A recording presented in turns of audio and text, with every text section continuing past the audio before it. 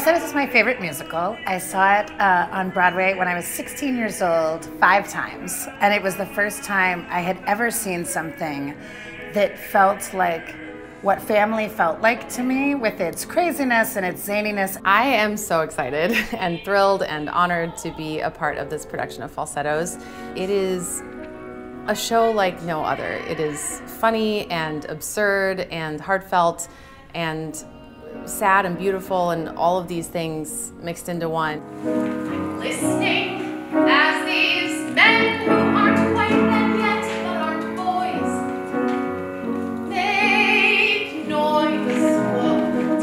I love that this is it's just proudly a musical about a family that then redefines itself as the father comes out of the closet. And so it just says, like, this is what queer families look like. At the time, it was like the way gay men were represented on stage was sort of as othered, and that in this case, it's like, no, this is just the sequence of things that's happened, and they are a family, like any other family, figuring out what to do when their 13-year-old doesn't want to get bar mitzvahed, or figuring out what to do when they're in conflict or crisis or health things come up together. So I love that it just unapologetically says, like, we are a queer family and we don't need to explain anything further than that.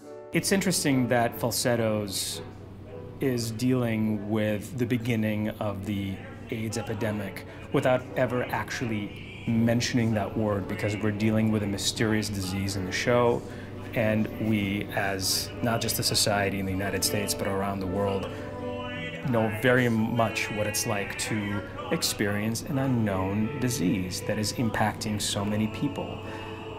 So I think that we may understand better now that we would have, were we watching this even 3 or 4 years ago. When people say, do you think this is a period piece? I say no. I say we've been through epidemics in our life, and they are just ones that may not have changed your entire world, but that epidemic changed my entire world and has certainly decimated the entire theater landscape of where we are, because we lost an entire generation of artists.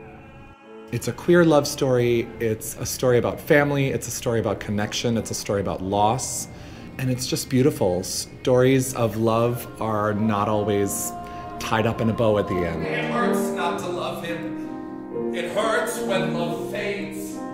It's hard when part of him is off playing family charades.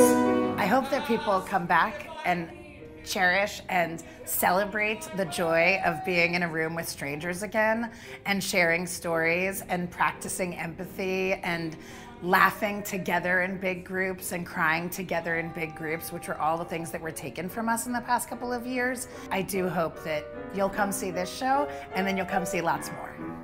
March, march, march, Falsettos, march,